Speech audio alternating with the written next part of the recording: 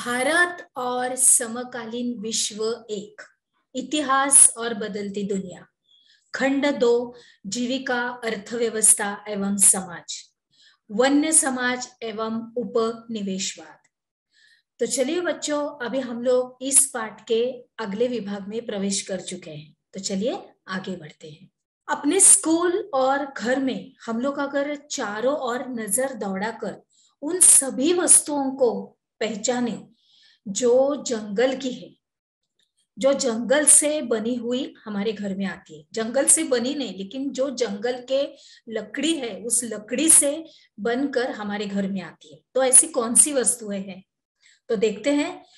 किताब का कागज, उसके बाद मेज और कुर्सियां, दरवाजे, खिड़कियां, उसके बाद रंग, उसके बाद जिनसे हमारे कपड़े रंगे जाते हैं वो, उसके बाद मसाले, उसके बाद हमारी टॉफी के सेलोफोन के रैपर, सेल्फेन के रैपर, मतलब जो टॉफी रहती है, हम लोग जो चॉकलेट खाते हैं उसका जो रैपर रहता है, उसका कागज, उसको, वो भी। उसके बाद वीडियो के तेंदुपत्ते, गोंद, शहद, कॉफी, चाय और रबड़। साथ ही चॉकलेट में इस्तेमाल होने वाले तेल जो साल के बीजों से निकलता है। उसके बाद खाल से चमड़ा बनाने में इस्तेमाल होने वाला चर्मशोधक। मतलब कितनी सारी चीजें बच्चों हम लोग जंगल से ही लेते हैं, हमारे घर में, हमारे आसपास भी रहता है वो। टैनिन उसको बोलते हैं, या तो फिर या दवाओं के रूप में इस्तेमाल होने वाली जड़ी बूटियां। उसके बाद इन सबको भी हमें नहीं भूलना चाहिए। और हाँ, जैसे कि बांस, जलावन की लकड़ी, घास, कच्चा कोयला, उसके बाद पैकिंग में उपयोग होने वाली वस्तुएं, फल फूल, पशु पक्षी एवं ढेरों सारी चीजें भी तो जंगल से ही हमारे पास आती है। और अमेज़न या पश्चिमी घाट के जंगलों के एक ही टुकड़ों में पौधों की 500 अलग अलग प्रजातियां मिल जाती है। आगे बढ़ते हैं।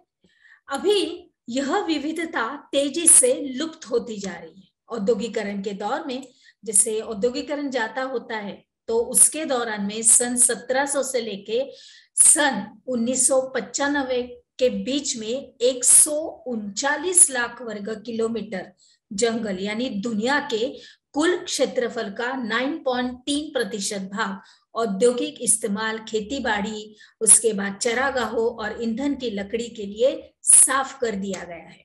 अभी यहाँ हम लोग एक चित्र देख रहे हैं हमारे वन का। घना होने के कारण जंगल की सतह पर सूरज की रोशनी बहुत ही कम पहुंच पाती है, और इस चित्र में हम लोग पेड़ पौधों के विभिन्न आकार और प्रजातियां देख सकते हैं कि हमारे जंगल में बहुत सारी झाड़ यानी वृक्ष अलग अलग तरह के उगते हैं। तो हम लोग यहाँ पर वो देख सकते हैं कि कितनी भिन्न भिन्न प्रजातियों के यहाँ पे वृक्ष उगे हुए हैं। आगे बढ़ते हैं बच्चों।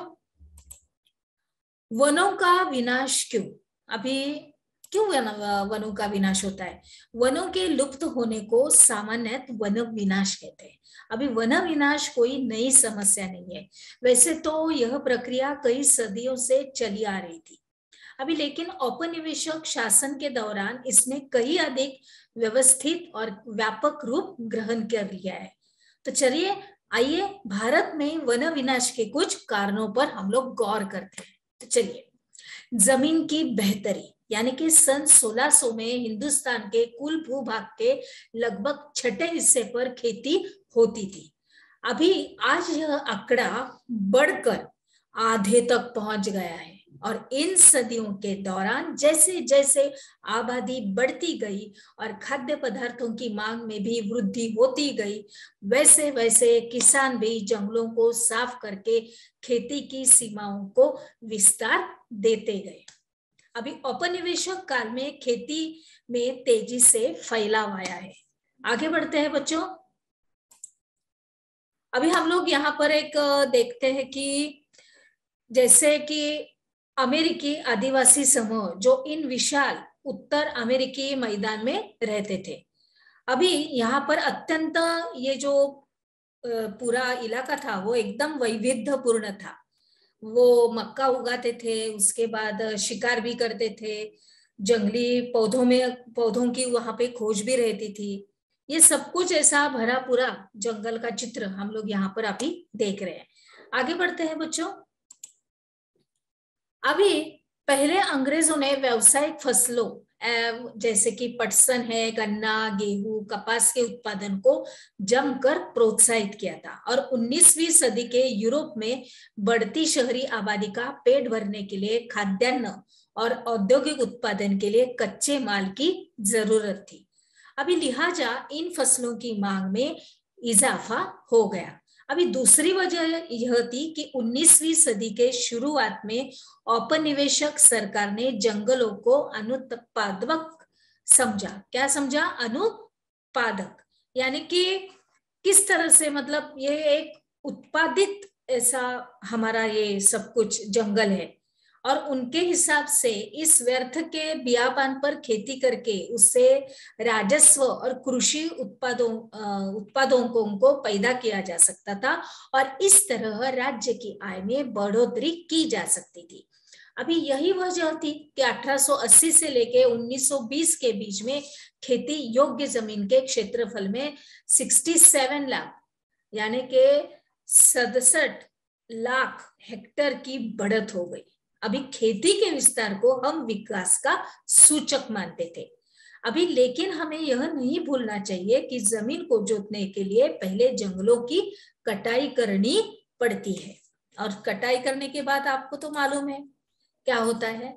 अभी हमने क्या सीखा इसके अंतर्गत? आपको वनों का विनाश क्यों, इस प्रश्न का उत्तर आपको लिखना है।